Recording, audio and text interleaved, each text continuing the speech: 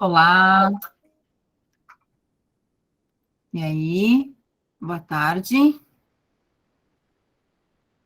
Como é que estão? Tarde, tudo bem? A gente teve vai trabalhar Opa! justamente porque existe uma... Estava baixando os vídeos aqui para colocar e aí rodou. E aí, pessoal, como é que foram de feriado? Tudo em ordem? Ver quem mais está faltando aí. Para chegar. Ó, Isabel chegou. Vamos lá. Conseguiram aproveitar? Semana passada, feriado? Quem não aproveitou tem uma segunda chance agora. Tem mais um feriado semana que vem.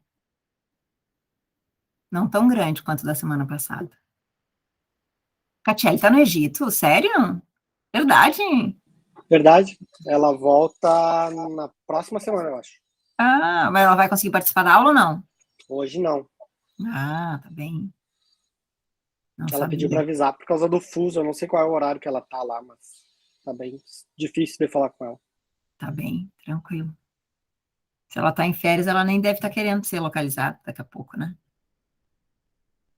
Cada um com suas possibilidades, né? Bom, vamos lá então. Alguém sabe me dizer qual era a parte que tinha ficado com ela? Deixa eu ver se eu abro aqui. A 2. Ai, logo na sequência. Que pena. Foi uma viagem de última hora? Ela não sabia? Eu não sei dizer, professora, parece que ela já tinha essa viagem programada antes da pandemia, e daí com o problema da pandemia foi modificado, e parece que ela teve que fazer meio que de última hora para não perder os pacotes que ela tinha comprado, alguma coisa assim. Tá. Senão, né? Enfim, a gente podia ter organizado para não impactar aqui. Bom, olha só, antes da gente começar, eu não cheguei a perguntar antes, alguém já conhecia esse livro? Já tinha lido? Ninguém? Vocês não tinham assistido o Dilema das Redes? Ele é citado lá no Dilema das Redes.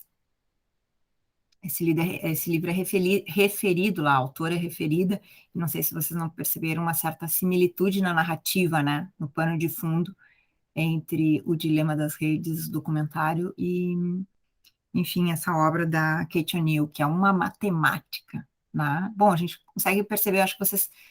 Depois eu vou querer coletar a informação de vocês sobre o que vocês sentiram da narrativa, do texto. Ele é um texto aqui que não é jurídico, mas a gente precisa dessa interdisciplinariedade, a gente precisa acessar essas informações, esses outros olhares, que é para poder justamente dar conta daquilo que cabe ao direito, né? Cabe a nós, juristas, né? E como isso impacta para nós aqui nas nossas pesquisas. Eu gostaria de começar a aula hoje fazendo uma conexão entre o feriado da semana passada, né, que é um feriado de finados, conectando com também uma obra do Zizek, para então abrir para essas nossas discussões. Essa obra aqui, Vivendo no Fim dos Tempos, do Slavoj Zizek, que tem uma perspectiva psicanalítica, marxista, sobre alguns aspectos da sociedade. Diga mais perto, senão eu caio. Vamos lá. Então, o Zizek vai falar nessa obra que a humanidade, diante de fenômenos que têm representado, né, uma ruptura, um fim de uma era, ela tende a reagir como se estivesse diante da morte, do luto. Tá? Acho que é um tema que a gente está bastante sensível, né? Seja em razão do feriado, seja em razão da própria pandemia, né?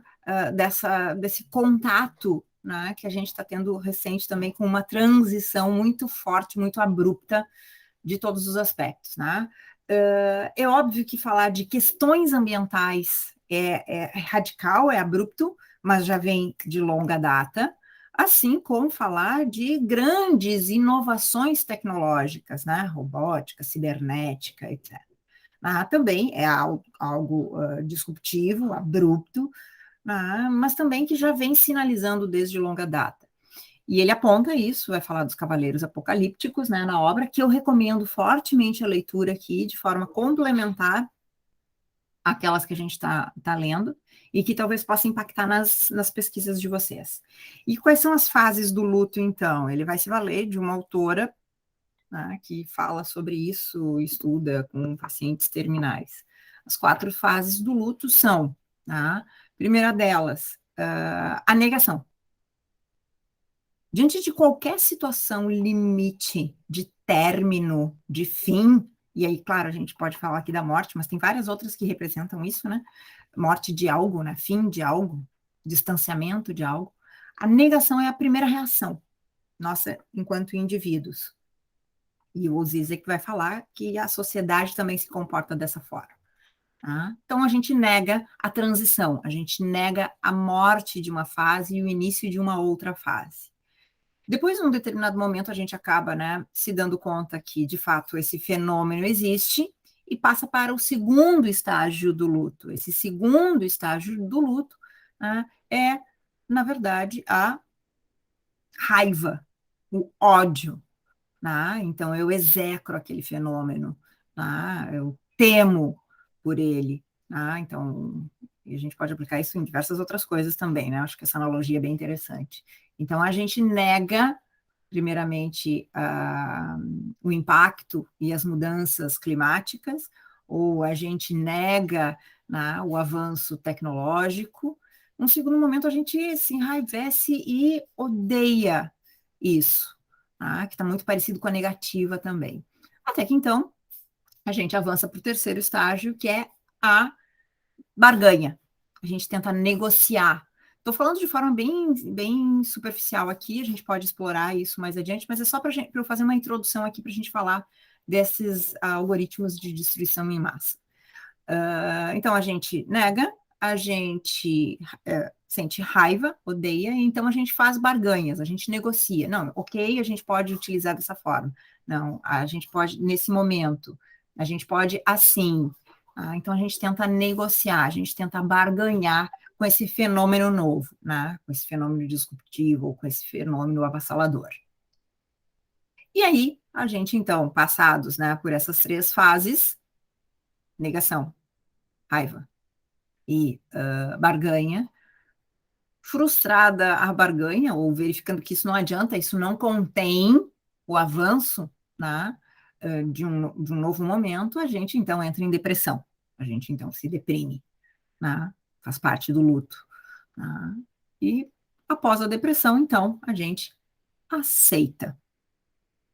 Né. Então, essas seriam as 5 fases do luto em indivíduo que Zizek pega, se apropria disso psicanaliticamente para falar que a sociedade, diante dos cavaleiros apocalípticos que já anunciam o fim de uma era, né, do capitalismo, anunciam esse fim justamente por conta dos avanços tecnológicos, das questões ambientais, a gente tem o enfrentamento dessas 5 fases e a nossa capacidade, e aí que agora eu puxo para o direito, a nossa capacidade, ou a capacidade do direito, de dar respostas adequadas, seja pela via de políticas públicas, seja pela via legislativa, seja pela via jurisdicional, né, pela forma como nós nos propomos a resolver conflitos, passa por essas fases.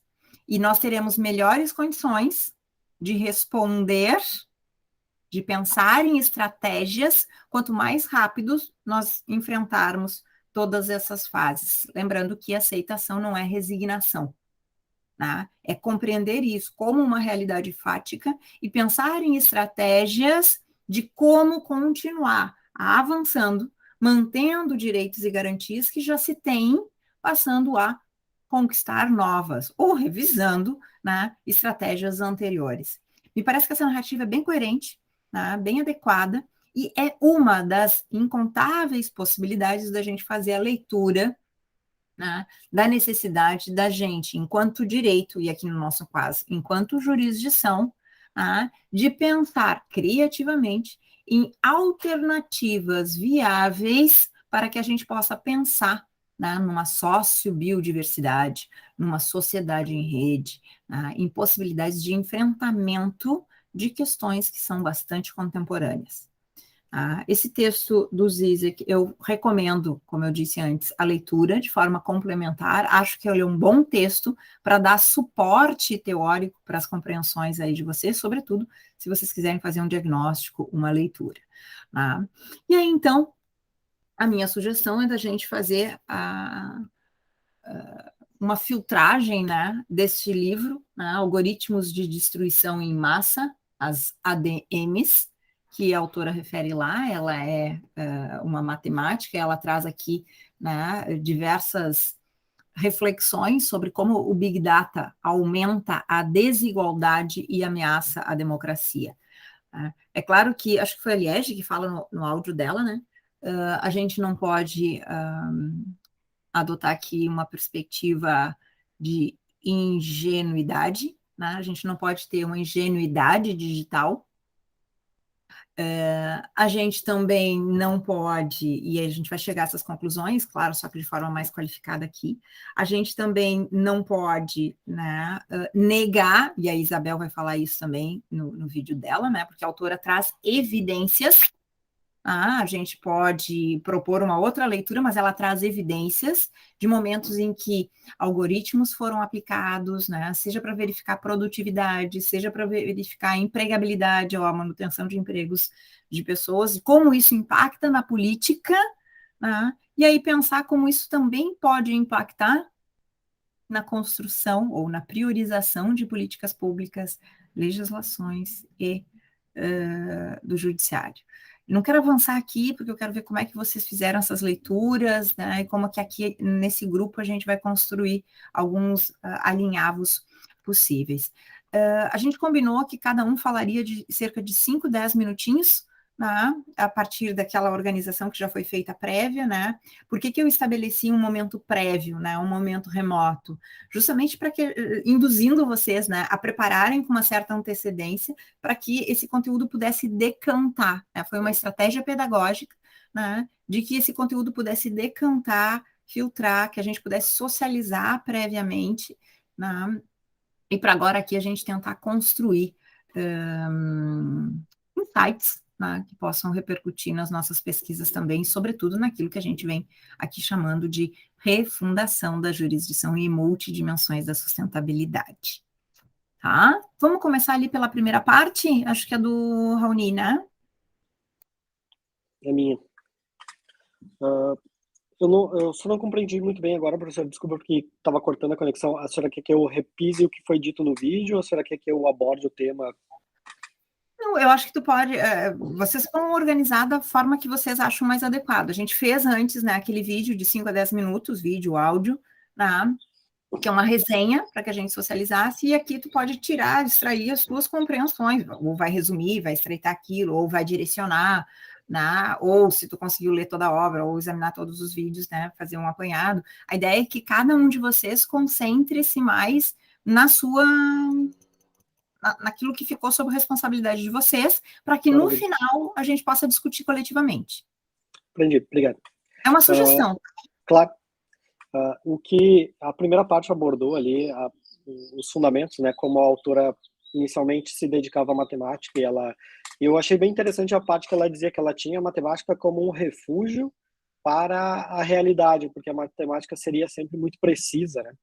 E quando ela começou a trabalhar com o mercado de capitais, ela viu que a matemática ela poderia ser utilizada como uma manipulação, e depois disso ela começou a ver as nuances, né, de que os algoritmos matemáticos teriam os alcances deles até chegar no caso bem chocante do estado de Nova York, da cidade de Nova York, dentro dos seus bairros, né, que acabaram eliminando os professores devido a uma pontuação dada por um algoritmo que, segundo a autora e pela análise da professora, que também era uma professora de matemática, poderia ser facilmente burlando-se os testes dos alunos. Então, logo que um aluno de uma série anterior tendo um teste alto, quando chegava num professor que não burlasse o teste, a queda no rendimento do aluno seria induzida ao professor e não ao próprio estudante, né?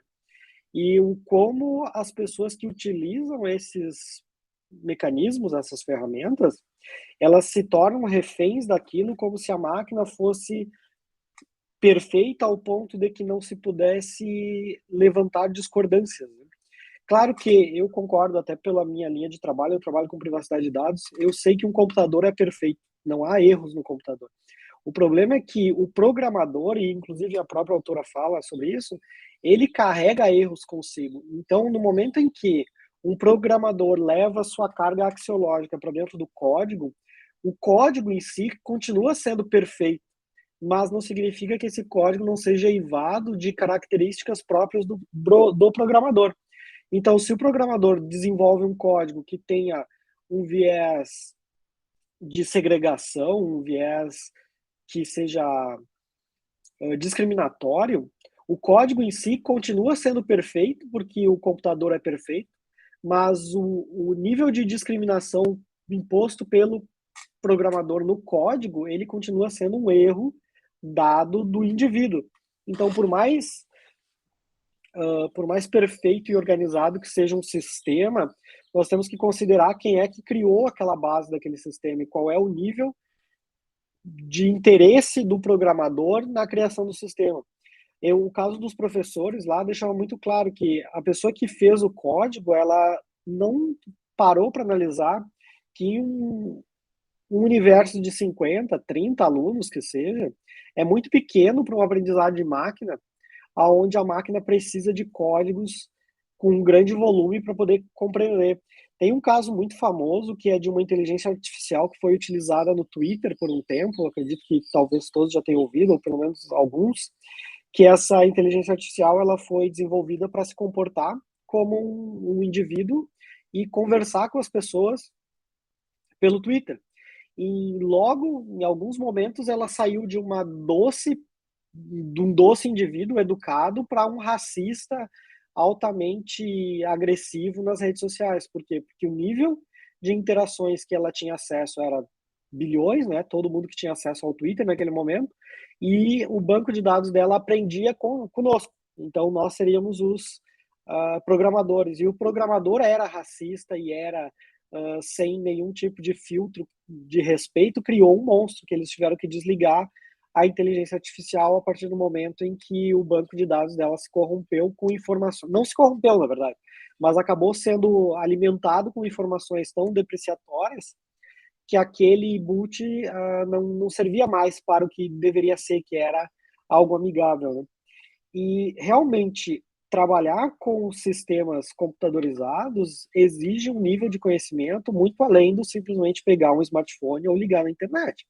Nós precisamos saber que os computadores funcionam através de códigos binários e que se você escreve o 0 ou 1 de uma forma errada, o computador vai continuar entendendo aquele 0 ou 1 como um código para ele agir ou não agir.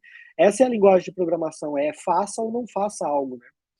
Então, depende muito realmente do programador, do qual é a carga axiológica do programador quando ele desenvolve um código.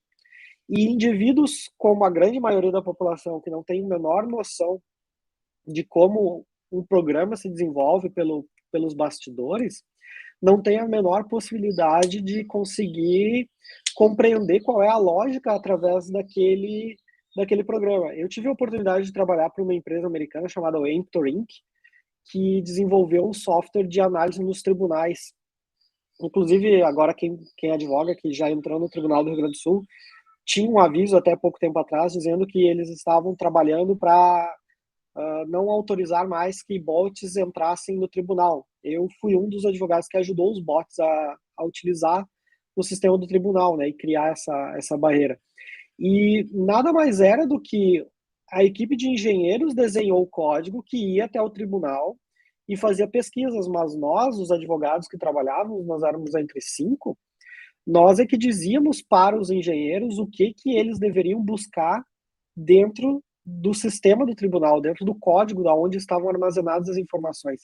Então, se eu, como advogado, tivesse uma forma, um maneirismo de agir, o bot, as aranhas que nós chamávamos, né, elas iriam se comportar conforme a minha visão do que era direito e o que era importante ou não. Então, naquele momento, eu era uma linha de produção e um programador do próprio boot. Então, se eu desenvolvesse análise que eu julgasse importantes, mas que, na verdade, não eram importantes para uma linha processual, eu estaria criando um defeito no código, mas que ninguém mais iria se contrapor, porque, em teoria, o código estaria perfeito, né? O robô fazia o que deveria ser feito. E é o mesmo caso dos professores lá.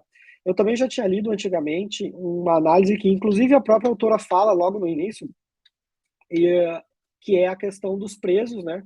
Com direito a recorrer ou não nos Estados Unidos. Eles usam um sistema computadorizado que dá um grau de pontuação para os indivíduos conforme a probabilidade deles reincidirem ou não. E, de fato, aquele que é pobre, que vive em uma sociedade que tem acesso à criminalidade muito maior do que aquele que é rico e vive em um bom bairro, ele obviamente vai responder perguntas com peso que vão induzir a máquina de que aquele indivíduo é mais perigoso. Ele pode ter sido um indivíduo que nunca teve uma passagem pela polícia, mas ele já viu passagens ou abordagens policiais.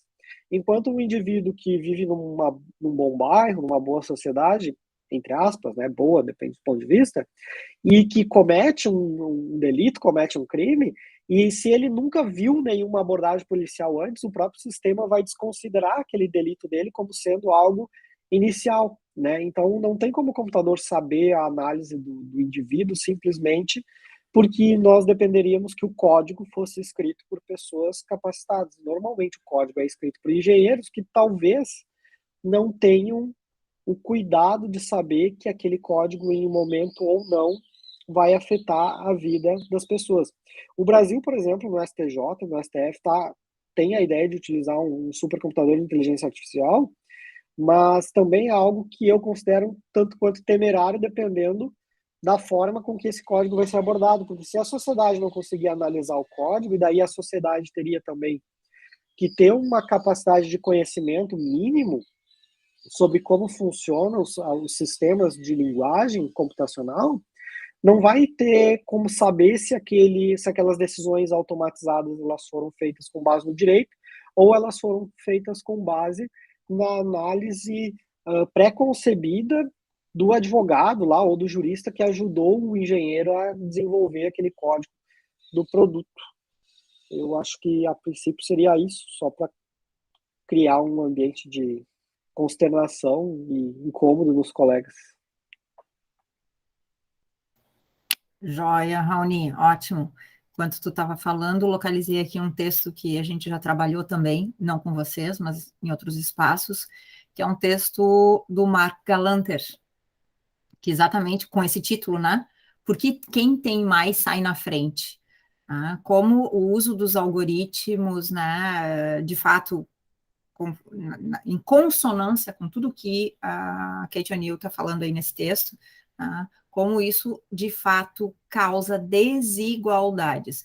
O que não significa, e aí eu quero, daqui a pouco a gente vai avançar para isso, não significa que a gente tem que rechaçar os algoritmos, tá? Eliminar a inovação robótica, cibernética, etc., tá? E fazer enfrentamentos analógicos. O cuidado é para que nós não façamos um enfrentamento da inovação com um pensamento analógico. Isso vai fazer com que nós ocultemos vícios já identificados, tá? E retrocedamos na identificação de outras mazelas, de outros problemas. Tá? 2 era a Catelli, né? Que não veio, a gente ficou sabendo agora. Então, vamos saltar lá para o 3. Parte 3, que... Deixa eu ver como é que eu reuni ali. A parte 3, que é a máquina de propaganda, publicidade online e as baixas civis, justiça na era do Big Data, ou Big Data. Sou eu. Posso começar? Bom, boa tarde, então, pessoal. Boa tarde, prof. Eu fiquei responsável por esses 2 capítulos. Eu vou falar um pouquinho sobre cada um deles, assim, de forma breve, por causa do tempo. Mas, como o prof mencionou, então, o primeiro capítulo é máquina de propaganda, né, publicidade online.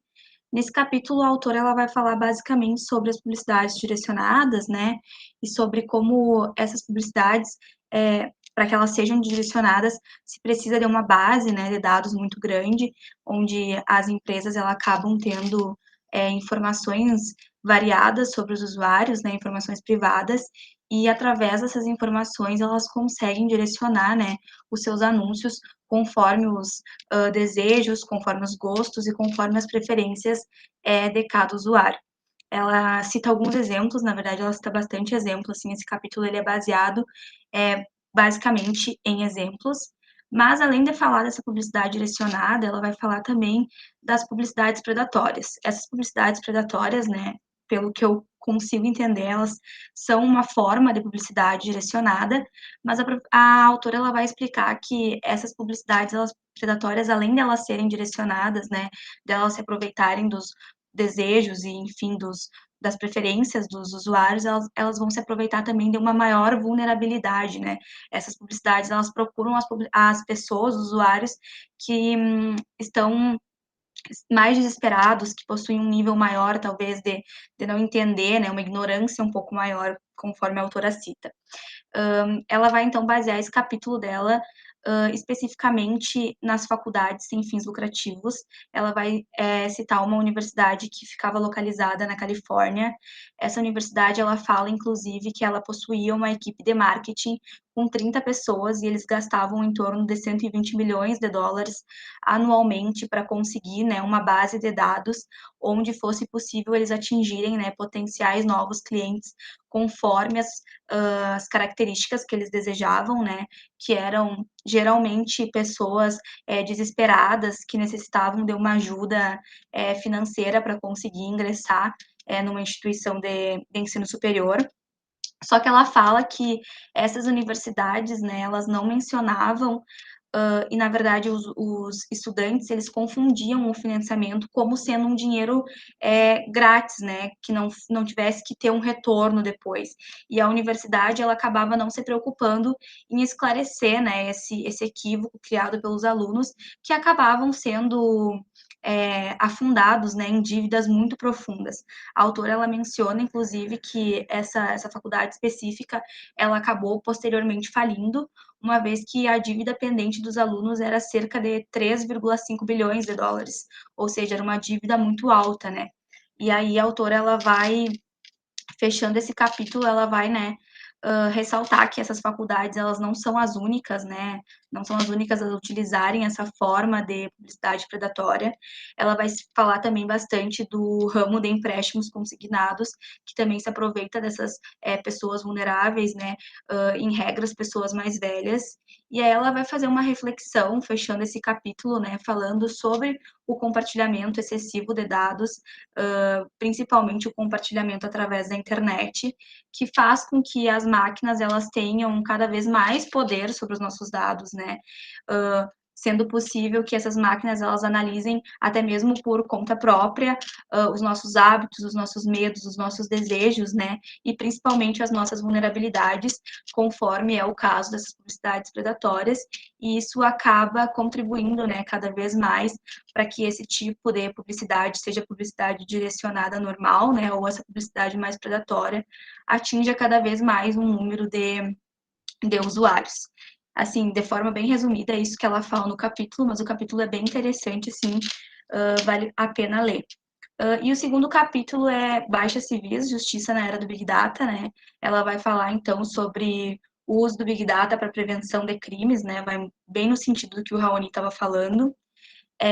Ela vai começar o capítulo contando, né, sobre uma cidade que está localizada na Pensilvânia, e essa cidade, em 2011, acabou alcançando uma taxa muito alta de pobreza, né, sendo a maior taxa do país, cerca de 41,3%, e, enfim, começou a aumentar a criminalidade, né, e em razão disso, eles tiveram que tomar alguma providência, e eles acabaram, então, utilizando um software de previsão de crimes, criada por uma startup sediada na Califórnia, e um ano depois da utilização desse software, os dados anunciavam que os índices de criminalidade eles haviam caído, né, baixado cerca de 23%, ou seja, né, que inicialmente, assim, visivelmente, tinha sido cumprido com o objetivo, né? Ela explica que esse software, ele era utilizado somente para definir os locais onde os crimes poderiam ocorrer, né? Onde era mais provável o local e quando esse crime fosse ocorrer. Ele não previa especificamente sobre o indivíduo, né? Sobre quem cometeu o crime, mas tão somente sobre só a localização geográfica. Por exemplo, se tivesse acontecido um crime em determinado local, o aplicativo ele ia incorporar isso no seu histórico, né, e posteriormente ele ia fazer uma previsão de onde e quando esse crime ele poderia ocorrer novamente. A autora cita, né, que em um primeiro momento é possível a gente imaginar que talvez esse software ele poderia ser positivo, mas aí ela vai fazer uma crítica mais profunda quanto a isso, principalmente sobre 2 aspectos. O primeiro é sobre a configuração do sistema. Ela explica que esse sistema ele poderia ser configurado de 2 formas, né? A primeira era que poderia ser previsto somente os crimes mais violentos, né, como homicídio, aí ela cita incêndio criminoso, enfim, ela cita alguns outros crimes, ou esse aplicativo ele poderia ter o seu foco, né, ampliado e prever também os crimes menos violentos, né, que aí entram aqueles crimes com menor potencial ofensivo, como crime de perturbação, ela cita também o consumo e venda de pequenas quantias de drogas, enfim, outros crimes de menor potencial ofensivo. Só que, no entanto, né, a autora vai falar que esses crimes, principalmente os de menor potencial ofensivo, né, eles acabariam que não seriam registrados se não fosse em razão da polícia estar lá em razão desse aplicativo, né. E da mesma forma, ela vai falar que esses crimes, eles ocorrem também, né, em regra, em bairros mais empobrecidos, né, e vai na mesma linha da crítica que o Raoni estava fazendo ali, né. E esses dados coletados, eles consequentemente vão atrair os policiais para esses locais, né, com menos condição financeira, onde tem mais pessoas negras, enfim, e isso somente vai confirmar, né, mais uma vez, a tese de que pessoas negras e pessoas mais pobres são responsáveis pela maioria dos crimes e, consequentemente, não vai alcançar os crimes que são cometidos pela classe mais alta, né, média, enfim.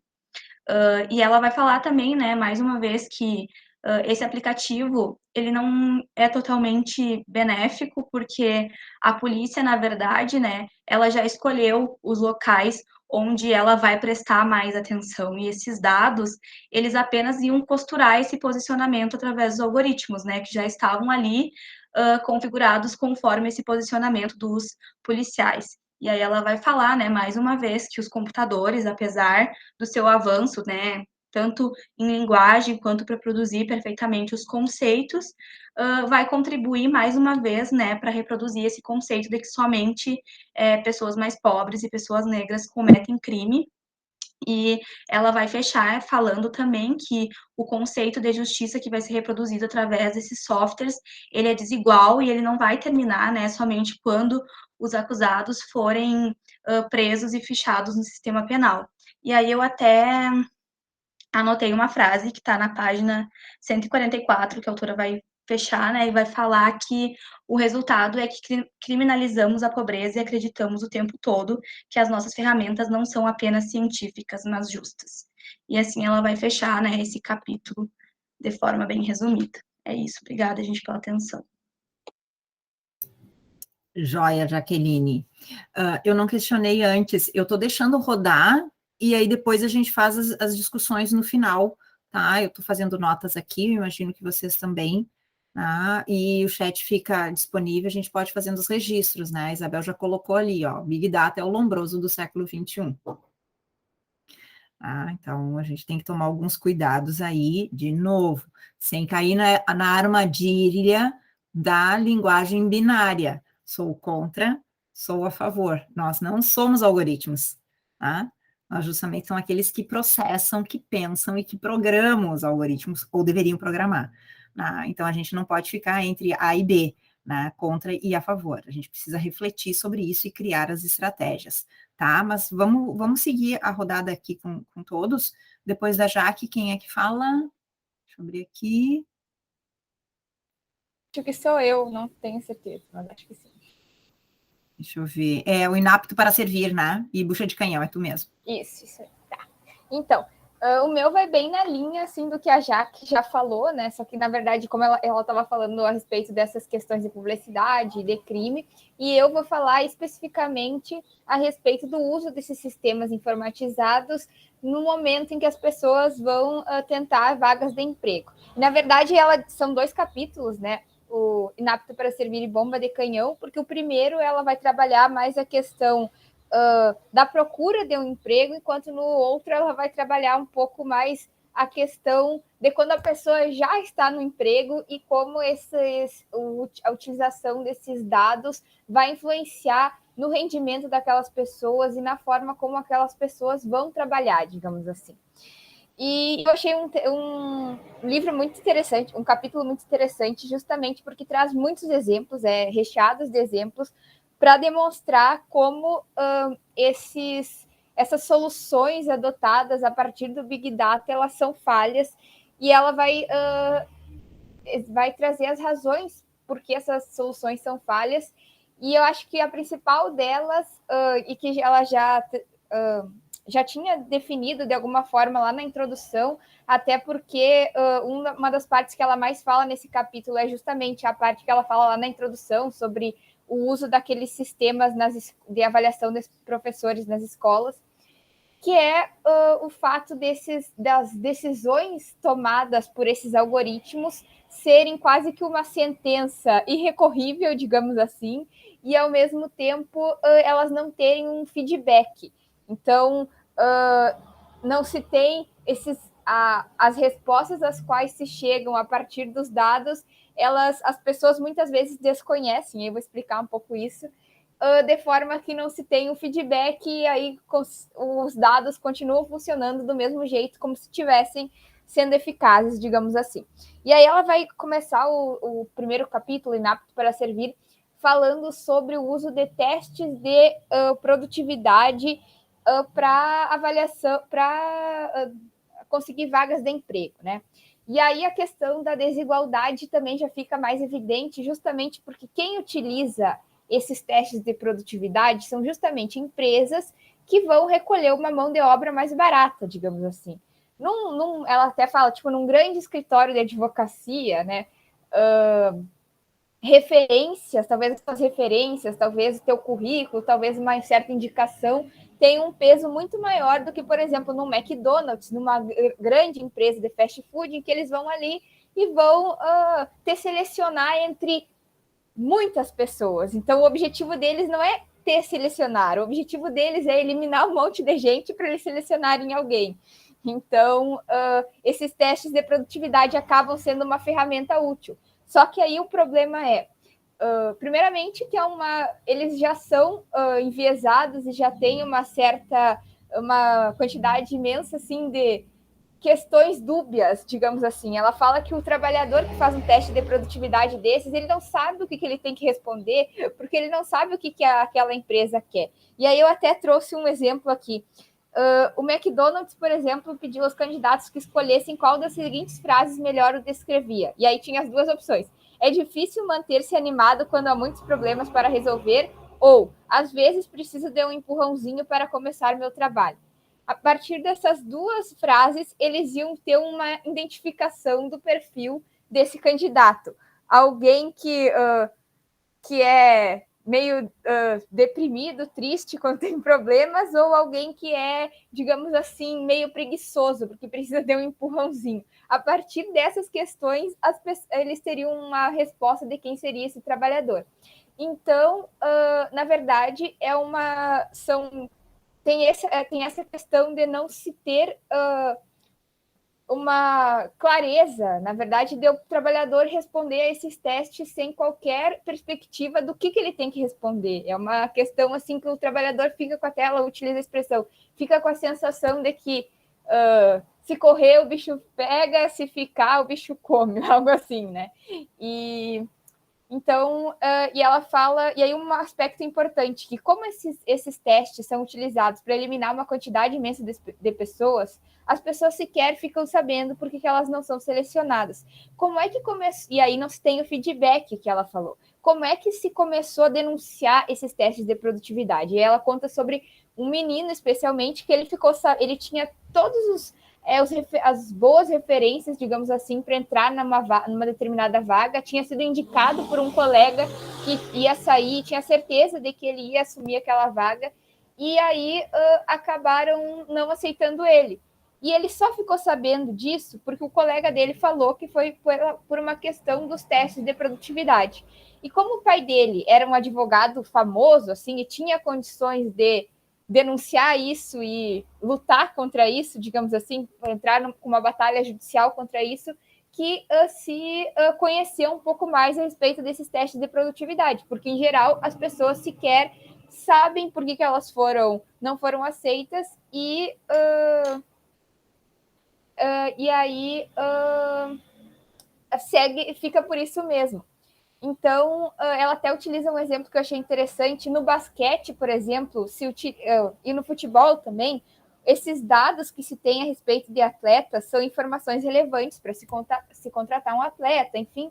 E no caso, se tinha algum certo erro, se um dado identificava que um atleta falhava em determinado aspecto, e depois aí determinado clube acabou não comprando ele, porque ele era falho em determinado aspecto, e ele vai para outro clube e aprimora esse aspecto, vai ter um feedback naquilo. Olha, ele pode ter aprimorado porque ele treinou mais, ou ele pode ter aprimorado porque naquele time ele não era bom nesse aspecto, mas ali ele, com os outros companheiros, ele melhorou. Mas no caso ou seja, nesse caso, o dado, aquele atleta é uma fonte de renda. Agora, no caso dessas pessoas que são eliminadas no trabalho por conta de um teste de produtividade, não interessa ou se ela poderia ser um bom funcionário depois, o melhor funcionário, porque ali eles estão interessados em só eliminar essas pessoas para selecionar alguém para aquela vaga. Não estão muito interessados em selecionar uma pessoa que vai se tornar alguém rentável, digamos assim, diante daquela vaga. E então ela vai trazer vários aspectos, e aí e ela vai trazer também a questão da análise de currículos, que também é uma questão enviesada, que demonstra que os algoritmos, a combinação de padrões que faz o computador selecionar um currículo entre 1000, também, de certa forma, tem um enviesamento. E aí ela até dá o exemplo que uma pesquisa da Universidade de Chicago constatou que havia nomes que eram tradicionalmente de assim, ascendência branca nos Estados Unidos, digamos assim, sobrenomes, eram muito mais selecionados, né, pelos computadores do que nomes que vinham de uma ascendência de pessoas negras, que eram assim nomes mais conhecidos por serem de pessoas negras. Então, isso também já demonstra uma questão a respeito desse enviesamento dos algoritmos. E até depois, na época das discussões, lá no momento das discussões, eu quero falar uma coisa sobre o que o Raoni falou, que eu vou relacionar com isso, mas aí eu vou deixar para depois. Porque aí eu quero já partir para a parte 2, né, que é quando ela faz uma abordagem sobre quando esses trabalhadores já estão no serviço e como esses dados vão, de fato, aumentar as desigualdades. E aí o principal exemplo que ela traz é que no universo de hoje, esses dados servem para as empresas selecionarem os horários de trabalho. Então, hoje não existe assim uma escala de trabalho que a pessoa vai trabalhar no Starbucks, por exemplo, que é uma rede de café gigantesca, todos os dias da semana, de tal hora até tal hora. Na verdade, os horários do Starbucks vão estar, como o objetivo é eficiência e produtividade, os horários do Starbucks eles estão condicionados a uma série de variáveis, seja o tempo naquele dia, seja o trânsito naquele dia, seja se teve um show naquele dia, um dia que está mais frio, as pessoas tomam mais café, enfim, uma série de coisas. Isso faz com que os horários eles não sejam previamente determinados com antecedência. Os horários eles são jogados aos trabalhadores com 2 dias de antecedência, de forma que os trabalhadores eles não sabem quando eles vão trabalhar e eles não podem organizar a sua vida, porque aquele trabalho no Starbucks, do qual eles retiram o sustento, é o que vai determinar o que eles vão fazer durante a vida, né? E aí, por exemplo, ela dá o exemplo sobre uma moça que era mãe, trabalhava no Starbucks e também fazia faculdade. E o que aconteceu? ao longo do tempo, em função dessas determinações com 1 dia, 2 dias de antecedência do Starbucks, ela acabou não conseguindo cumprir aquelas expectativas que ela tinha de fazer um curso superior, até de criar os seus filhos, isso ia implicar no resultado dos filhos também, e isso fez com que essa trabalhadora continuasse nesse ciclo de permanecer numa posição, digamos assim, de menor escolaridade e que se submete à busca por esses empregos que muitas vezes são empregos que colocam os trabalhadores diante da seguinte situação: eu preciso trabalhar e eu não tenho como exigir, eu até me condiciono a isso, me sujeito a isso, porque é daqui que eu te retiro o meu sustento. Então, esses dados acabam aumentando as desigualdades também nesse sentido. Eu acho que nesse aspecto era isso que eu ia falar, assim, até por conta do tempo, mas depois eu vou falar um pouco mais assim durante as discussões. Basicamente, o que ela mostra nesse capítulo, digamos assim, é mais ou menos o que a Jaque já havia falado, como esses sistemas, no caso, esse fornecimento de dados, muitas vezes com uma intenção boa, digamos assim, acabam sim aumentando as desigualdades por essa série de questões: enviesamento dos algoritmos, ausência de um feedback, de um retorno quanto à eficácia desses sistemas, e também o objetivo principal dos programadores, enfim, o que os programadores estão em busca ali? Eles fizeram um trabalho para funcionando como uma empresa, ou seja, eu estou buscando aqui eficiência, estou buscando lucratividade, desconsiderando, então, as perspectivas de as variáveis que estão envolvidas, seja em sistemas educacionais, seja na vida desses trabalhadores e uma série de outras questões. Então, acho que seria isso. Joia, Isabel. À medida que vocês vão apresentando, as portas vão se abrindo também e, né, as conexões vão sendo possíveis. Eu imagino que vocês vão anotando aí as reflexões. Na sequência, agora a gente tem dano colateral. Quem é que está? Acho que Zona de perigo. Obtendo seguro. Então, boa tarde. Então, o primeiro capítulo aí que me incumbiu é os danos colaterais obtendo crédito.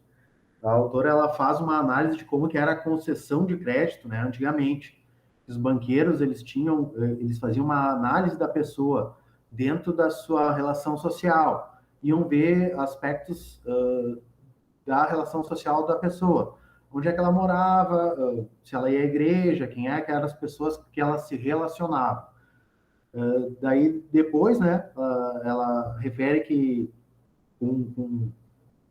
foi feito um modelo, né, um modelo FICO, que foi por um matemático. Ele fez um modelo, esse modelo foi para fazer análise de crédito de cada pessoa. Ele fazia daí, então ele rodava o sistema e fazia a análise do crédito, se a pessoa, né, poderia ser, qual é o risco de inadimplemento da pessoa.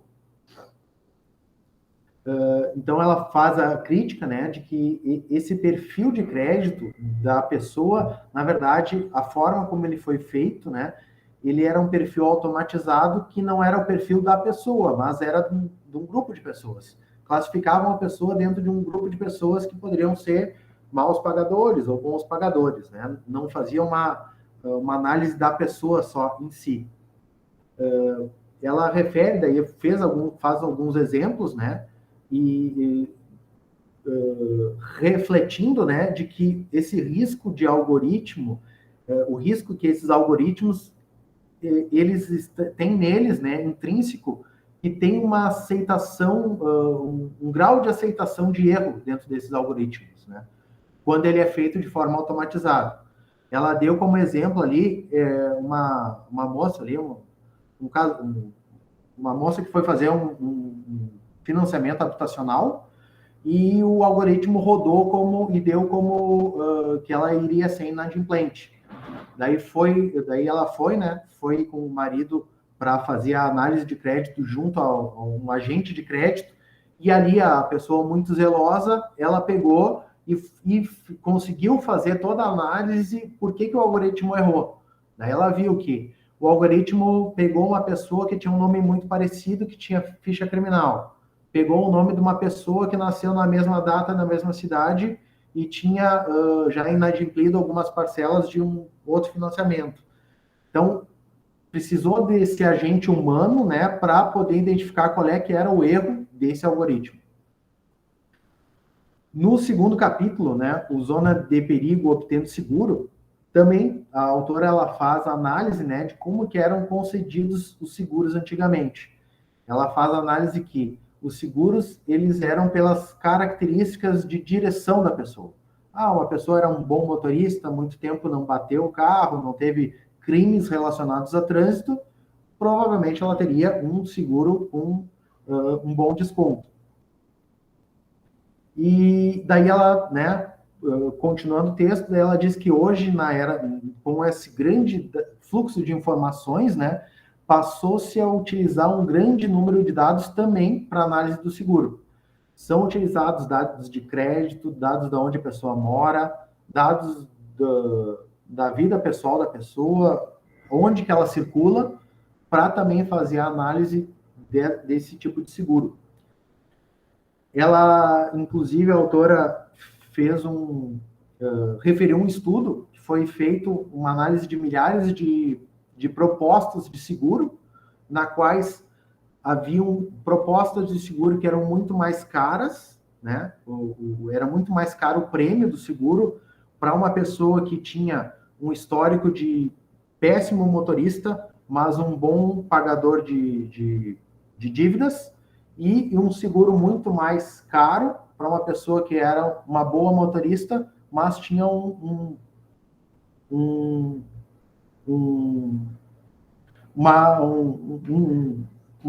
antiguidade de péssimo pagador.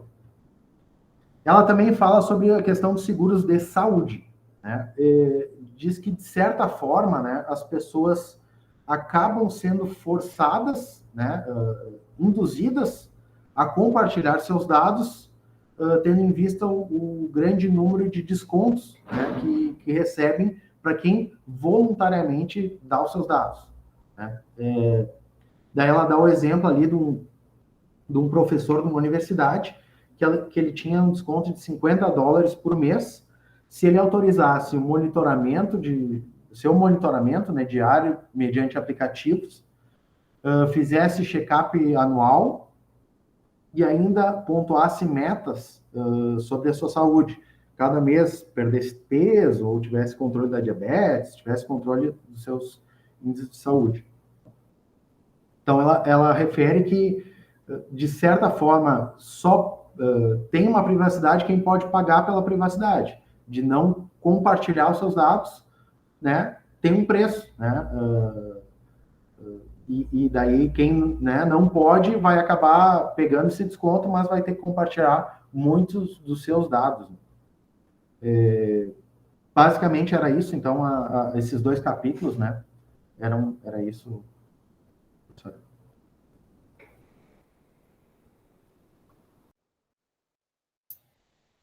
Joia. Muito bom, Humberto. Acho que agora é a Carolina, né? Isso. Boa tarde a todos. Eu fiquei então com a parte 6 sobre o cidadão-alvo à vida cívica. Então, de acordo com a autora, ela traz nesse capítulo que, com a disseminação das tecnologias e o maior acesso às redes sociais, viu-se um novo mecanismo importante para se realizar um controle e uma vigilância da população a partir dos algoritmos. Então, moldando a forma de pensar e direcionando de acordo com o perfil pessoal de cada usuário, não podendo mais se dizer que seja um ambiente totalmente livre, então, de interferências no que vemos, acompanhamos, compartilhamos, enfim. Com isso, essa forma de direcionamento, ela foi aplicada em diversos segmentos. A autora, ela até traz outros exemplos, mas ela se foca aqui na política.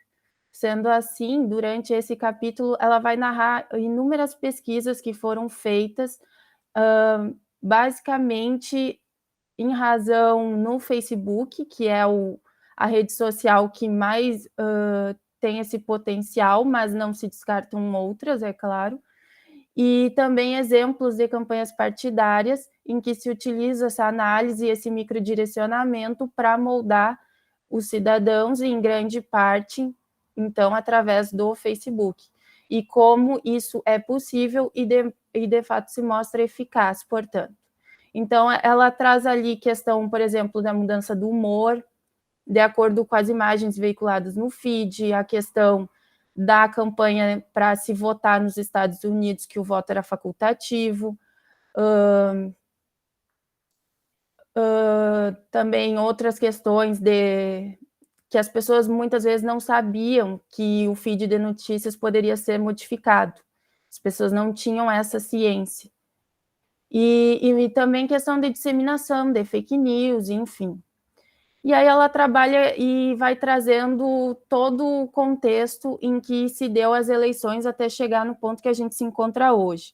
Então, ela traz desde lá do Obama, ela cita a questão da Hillary Clinton, e até chegar na questão do Trump, né, que foi muito difundido, e a questão do Brexit pela Cambridge Analytica, e a questão de que se fazia ali uma análise, né, dos perfis das pessoas e também se fazia se criava vídeos, fake news direcionado, né, para o perfil da pessoa, né, pelo que suas condições, enfim. Então, desse modo, ela bota ali que tem que se ter cuidado na utilização dessas ferramentas, visto que são utilizados com o intuito de manipular, que tem-se com isso um enfraquecimento, portanto, da democracia, uma vez que as pessoas só possuem acesso àquilo que as redes querem que nós tenhamos acesso, sendo um mecanismo prejudicial, então, para as eleições e para toda a sociedade. Além disso, ela coloca que não se pode afirmar que essas ferramentas elas são, em sua essência, prejudiciais, mas sim que, dependendo do objetivo que é empregado, ela pode ser danosa ou positiva, mas que isso vai depender do seu âmbito de aplicação.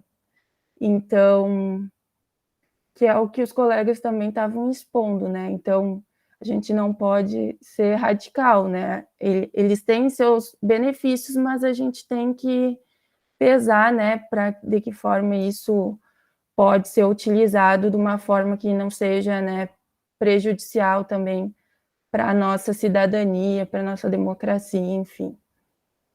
Então, seria isso, essa parte 6. Joia, Carolina. E então, finalizando, Liege. Olá, professora, olá, colegas, tudo bem? Enfim, eu fiquei com a parte da conclusão. Ela é mais ou menos um aparato de todos esses... A gente vai ter participação na aula também, porque ela não foi na escola que está doente. Então, tranquilo, fica tranquila, estamos acostumados. Algumas interrupções. Enfim, a autora traz no livro vários exemplos, como todos os colegas mencionaram, né? Ela menciona que atualmente os algoritmos são usados para diversas coisas.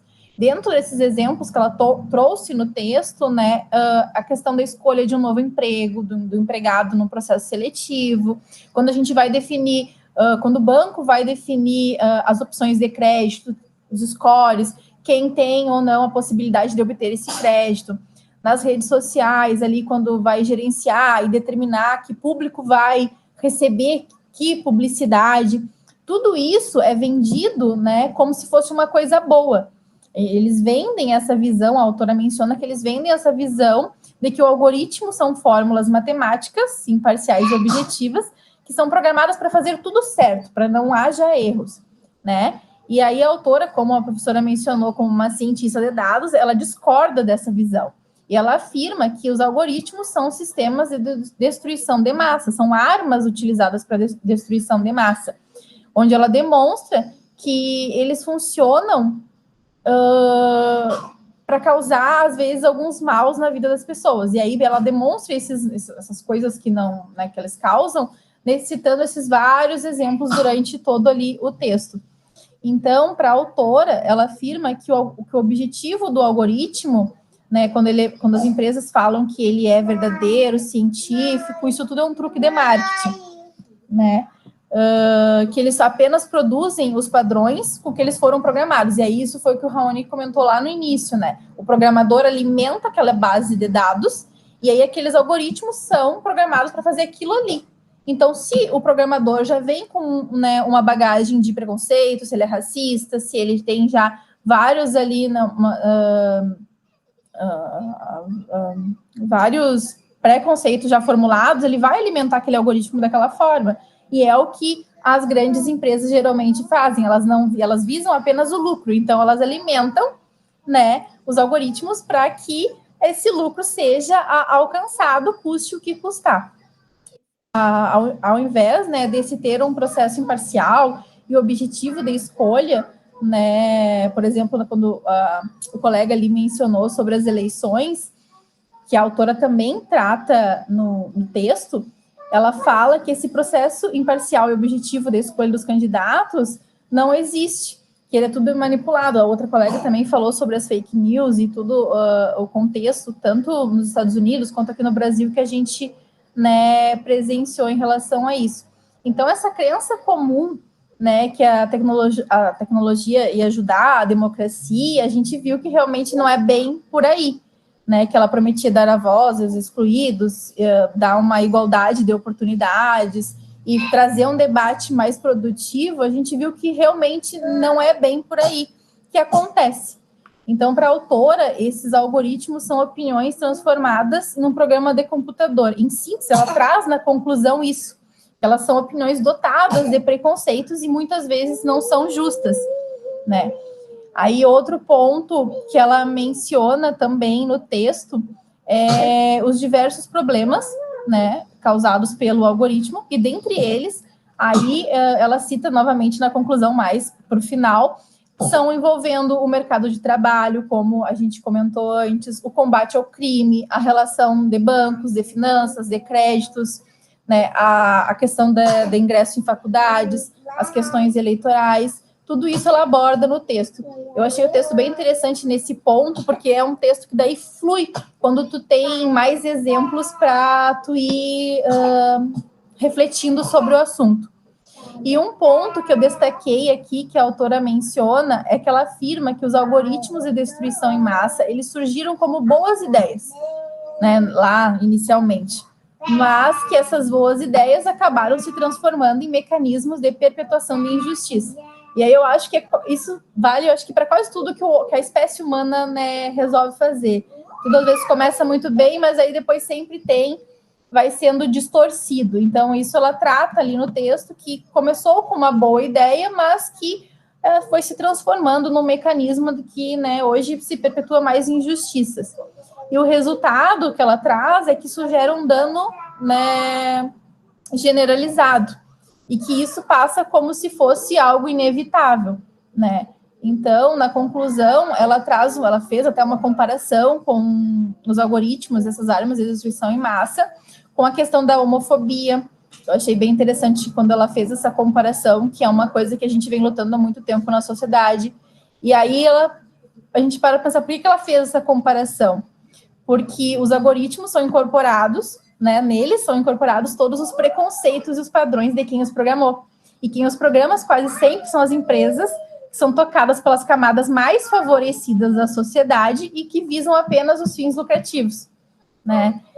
E então, em resumo, assim, o objetivo da autora no texto, e principalmente que ela deixa bem claro isso na conclusão, é demonstrar que a gente não pode confiar cegamente nos algoritmos, né, nessas novas tecnologias. A gente não pode ser ingênuo de acreditar, como eu mencionei no áudio, né, que são coisas precisas, que não vai haver erros, que são coisas que são justas, né, porque se a gente assim pensar, eles vão continuar semeando e multiplicando injustiças até o momento em que a gente pare e tome alguma medida para detê-los. Então, os algoritmos de destruição em massa, eles precisam ser regulados, ela menciona, para evitar essas injustiças. Eles precisam que a gente adicione a eles critérios mais humanos e menos matemáticos. E isso eu acho que esse é o ponto forte ali da conclusão e da visão dela, quando ela traz que a gente precisa colocar critérios mais humanos nesses algoritmos e menos matemáticos. E aí ela menciona também que a gente tem que explicitar melhores valores nos algoritmos, criando modelos que seguem a nossa conduta ética, né? Por vezes isso vai significar buscar mais a equidade antes do lucro.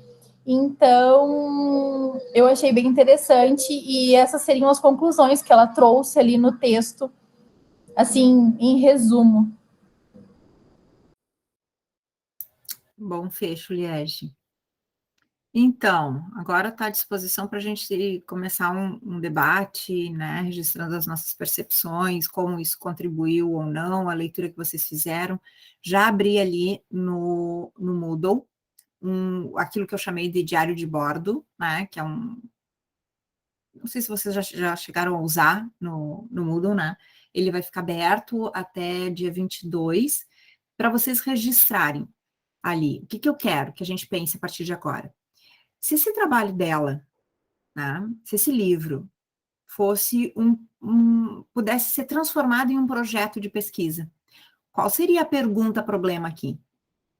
E qual seria a hipótese da autora? Com isso, a gente cumpre com 2 objetivos, tá? Para vocês entenderem a atividade que eu estou propondo aqui, assíncrona. Tá? A gente entender sobre um pouco de metodologia da pesquisa aplicada, né? Fazer esse esforço de olhar para um livro e pensar qual é o problema dessa pesquisa e qual é a hipótese dela, né? Ou seja, o que ela está defendendo aqui. Tá? Isso facilita com que a gente consiga também incluir essa discussão no nosso tema. Né? A Liege falou ali, né? E a Carolina também agora no finalzinho. Na verdade, em 2009 eu escrevi um texto com essa reflexão. Tá? Eu só não chamei de danos colaterais, tá? Que é a discussão ali que Humberto, do capítulo que o Humberto tratou ali. Eu não chamei de danos colaterais, chamei de custo democrático. Nós temos 3 desafios no século XXI. Eu escrevi isso lá no iniciozinho da década, né? 3 desafios.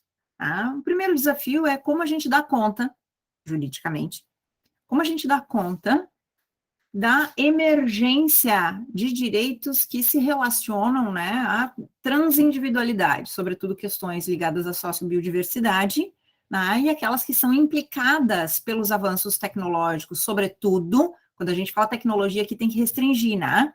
Tecnologia não é só IA. Tá? IA é um tipo de tecnologia. A gente está falando de robótica, de cibernética, tudo que a gente está falando aqui impacta não só questões jurisdicionais, processo, que é o que a gente está estudando, mas também impacta mérito de discussões jurídicas, de direito material, proteção de dados, tá? Empregabilidade, que são temas que são tangentes, não nos importam para a disciplina, mas que a gente tem que considerar. Tá? A gente tem que considerar, porque para uma compreensão macro da jurisdição, tem que estar atenta aos direitos materiais. Bom, então o primeiro desafio é como a gente dá conta dessa emergência de um novo contexto no que diz respeito à proteção de direitos. Segundo desafio, a maioria desses direitos que a gente está construindo narrativamente no século XXI são direitos que a lógica da reparação não interessa. Não interessa. Quer dizer, não interessa. Óbvio que sim, mas é o fim da conta. Né? Eu não quero reparar a violação de um direito à minha personalidade, à minha privacidade, à minha intimidade, às questões ambientais. Ok, se não tiver outro jeito, a gente repara. Mesmo assim, a reparabilidade ela não dá conta, ela é insuficiente. O que eu quero? Prevenir. Então, o segundo desafio é como que a gente sai da lógica da reparação para a lógica da prevenção. Ou ainda, isso com a cabeça da perspectiva privatista, de direitos privados, né? Porque na lógica de direitos públicos, e aqui em especial no direito penal, a gente teria que pensar, claro, também na prevenção, mas aí a gente não vai reparar dano, né? A gente vai punir pelo dano, mas na lógica da restauração. Percebe que a lógica muda? A lógica do paradigma até então dominante analógico muda. Não adianta reparação, não adianta punição. Quer dizer, em última instância, seria a última ratio, reparar ou punir. Tá? O século XXI e os direitos que se colocam, eles exigem prevenção e restauração. Muda completamente o paradigma. Tá? E o terceiro desafio, porque eu estou falando dos desafios do século XXI, e esse último é um detalhe importante, porque ele abarca os dois primeiros. É como que, diante destes avanços, seja avanços que se relacionam à proteção da sociobiodiversidade, ou de colocar isso em pauta, em questão, seja como que nós vamos lidar com os avanços tecnológicos, robótica, cibernética, etc. Qual o custo democrático disso? Porque há um custo democrático. Todas as nossas escolhas, e aí o fechamento ali da Liege, né? Todas as nossas escolhas são, obviamente, a gente tem que partir do pressuposto da boa-fé, são munidas das melhores intenções, inclusive coletivamente, ok? Não vamos adotar aqui, né, a perspectiva da teoria da conspiração, né, que tudo está sendo engendrado para...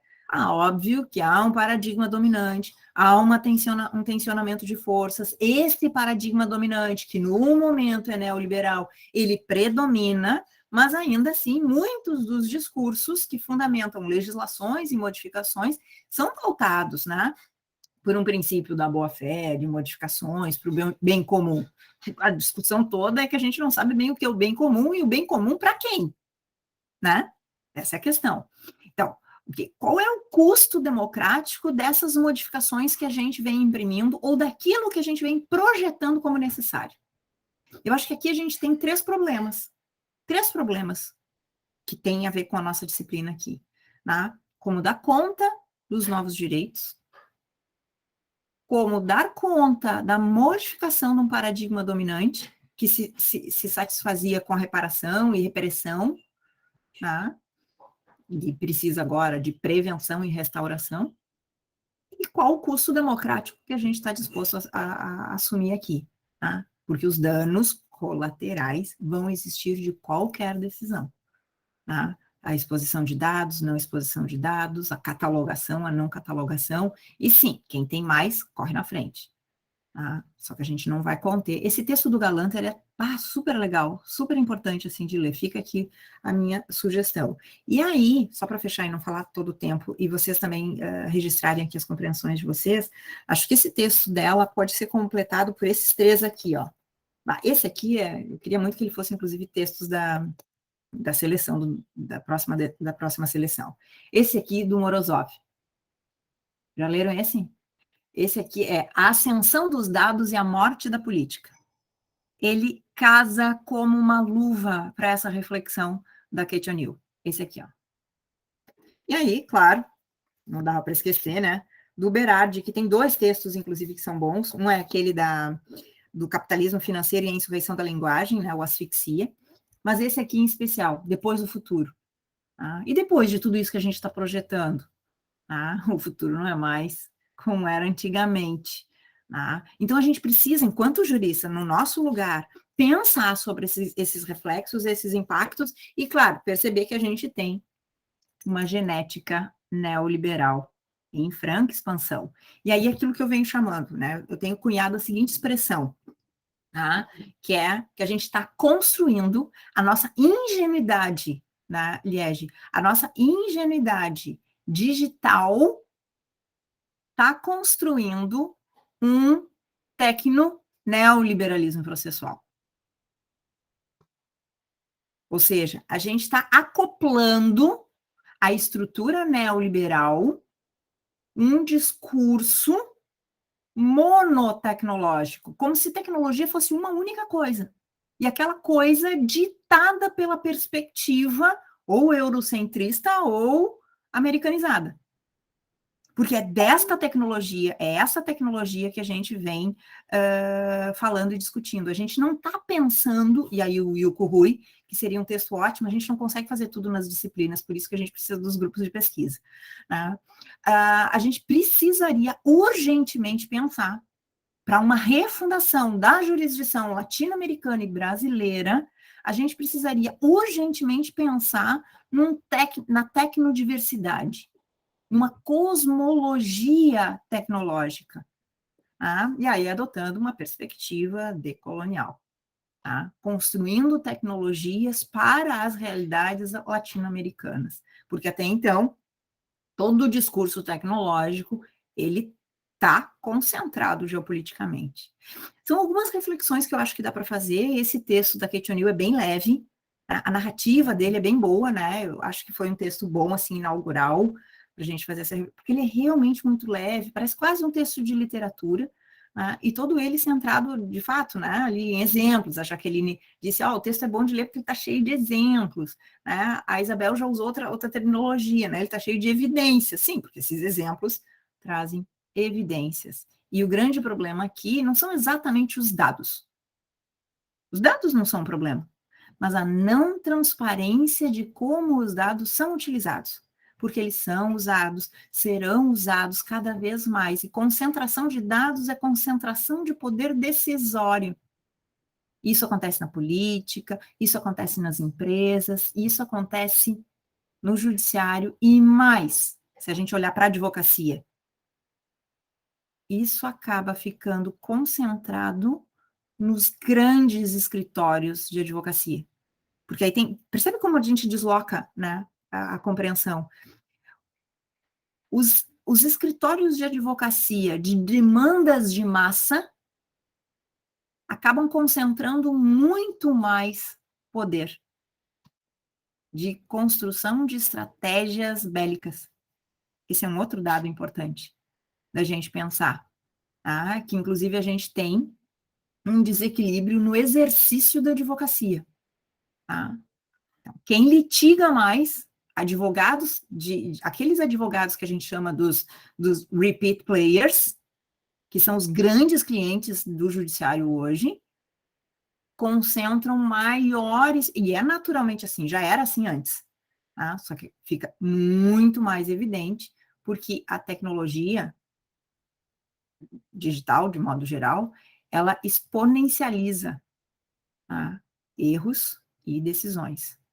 Tá? Ela catapulta, tá, os erros também. Vamos lá, o que vocês querem registrar aqui?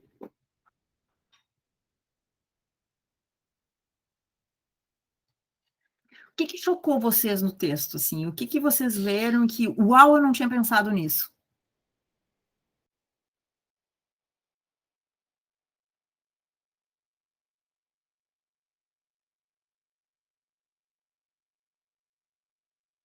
Fechei minha câmera. Eu não sei se eu tive essa sensação, não, assim, mas eu tive a sensação de algumas coisas, tipo, essas evidências que ela deu me chocaram, sabe? Em vários momentos, e não só em relação ao uso de dados. Por exemplo, eu acho que a informação que mais eu achei assim, interessante foi que ela fala no capítulo que eu estava trabalhando, que as mulheres faziam testes para orquestras e tipo, que as orquestras eram majoritariamente formadas por homens, né? E hoje ainda são, mas o número de mulheres dentro das orquestras aumentou consideravelmente a partir do momento em que elas passaram a fazer os testes com trazer uma cortina, assim, que não se sabia o sexo, o gênero daquela pessoa que estava tocando, né? Isso foi uma coisa que eu falei, uau, como é que isso acontecia? E, poxa, e era uma coisa aceitada, assim. E é uma coisa que a gente não pensa, assim, mas que de fato está ali. Então, nesse aspecto dela mostrar a partir desses exemplos como o enviesamento é um negócio assim que acontece sutilmente, eu achei muito, muito interessante. E eu acho que uma coisa, assim, o texto me chamou a atenção em vários aspectos, né? Sobretudo porque ele traz esses exemplos para que a gente possa até depois se posicionar a respeito dos limites, eu acho, da utilização desses dados. E aí eu queria, assim, até fazer um questionamento em relação ao que o Raoni falou lá no início, né? Que ele falou que o computador é perfeito, né? Sim, acredito que tipo, ele atua seguindo um padrão ali que foi determinado obrigatoriamente de forma perfeita. Só que o problema é, se o computador ele é determinado, tipo, a forma como ele vai atuar, agir, é determinada por uma pessoa, por um programador, enfim, o fato deles necessitar dessa pessoa também já o torna, de certa forma, ao meu ver, imperfeito, digamos assim. E aí, então a minha questão, assim, será que tem determinadas áreas em que utilizar dados é uma... Porque não é nem, assim, a falta de transparência, talvez. Eu acho que tem algumas áreas que a utilização desses dados é quase...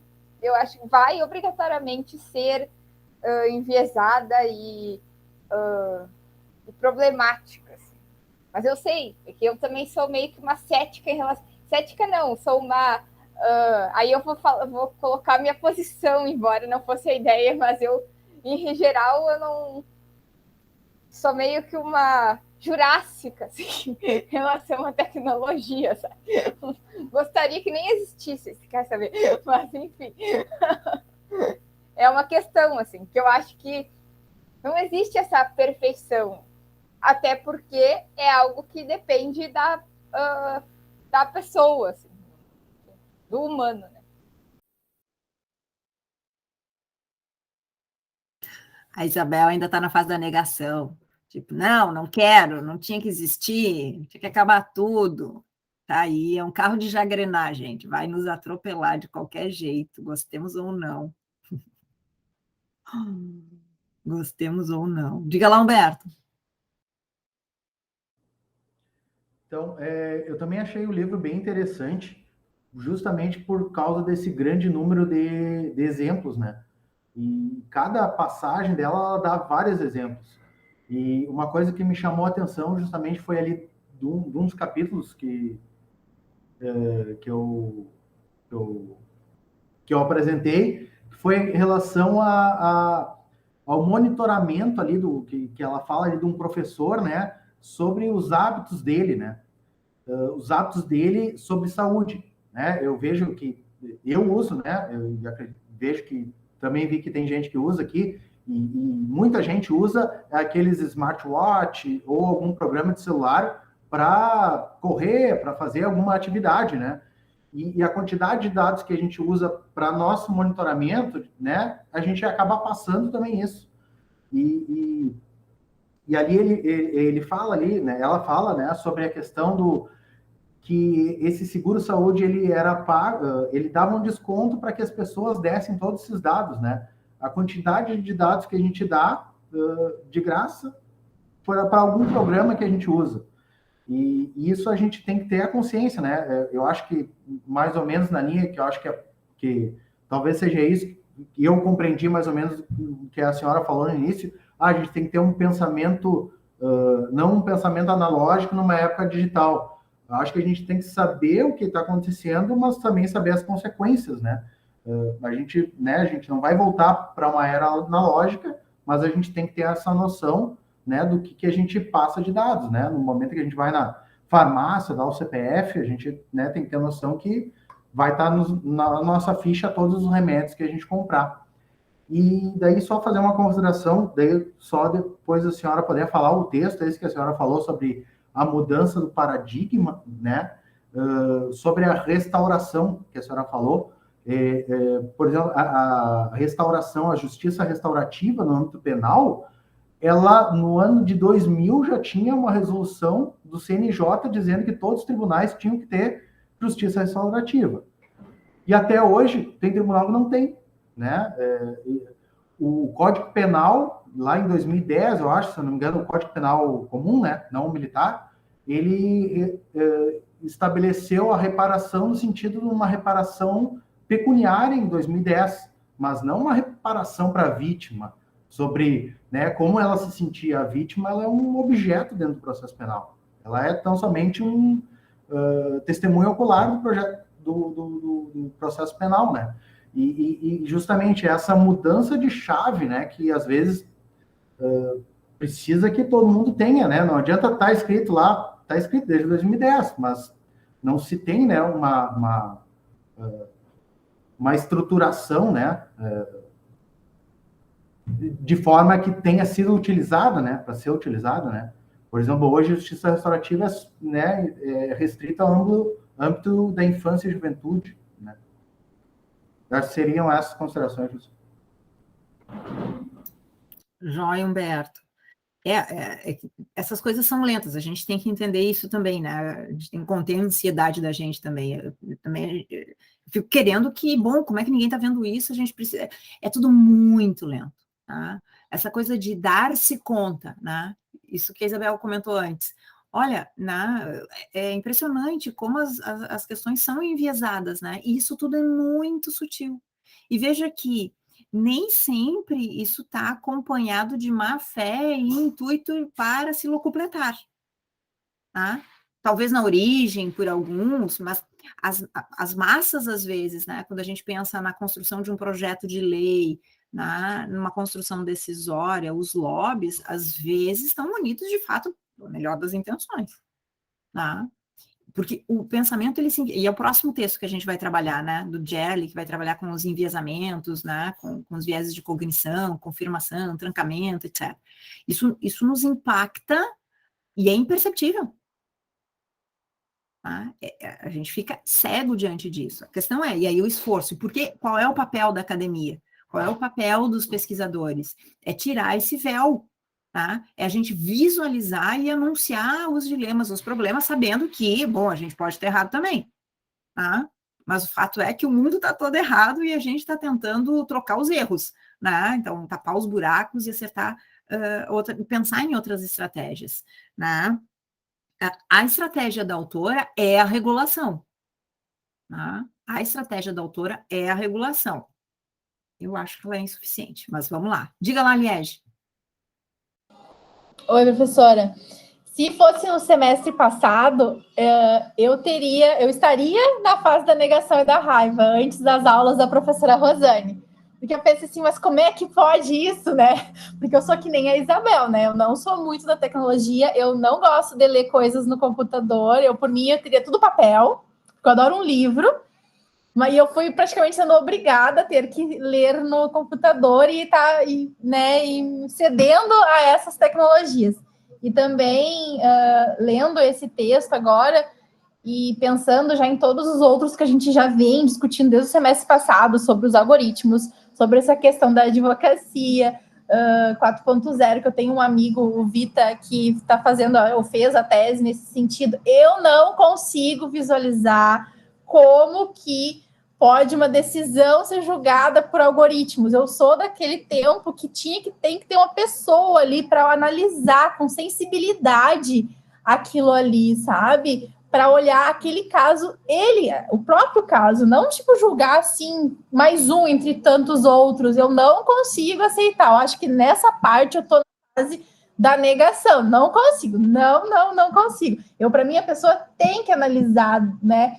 Eu tenho um juiz que eu sou fã, assim, número 1 aqui em Santa Maria, que é da Justiça Federal. Por quê? Porque ele coloca um olhar naquele caso, naquele segurado, naquela pessoa, e mesmo que não esteja tão em conformidade com o que tem que ser, ele dá ele, não vou dizer manobra, mas ele faz um jeito com que fique mais benéfico para aquele segurado, sabe? E é um juiz muito humano, essa parte. Acho que seria essa a palavra, né, mais correta.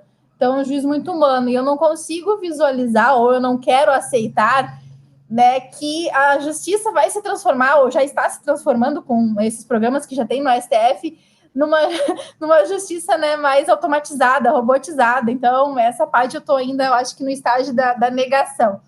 Em relação ao texto em si, eu gostei bastante também, que eu deixei até sublinhado no meu resumo, que ela fala que esses códigos que são colocados no algoritmo, eles são códigos secretos, né? Elas não são abertos. Eu acho que está aí, talvez, está aí, né, um dos maiores problemas, onde tu não sabe como é que está sendo usado, como ele está sendo feito, como tu vai, né, discutir sobre ele. Então, no texto ali, é uma das coisas que me chamou a atenção.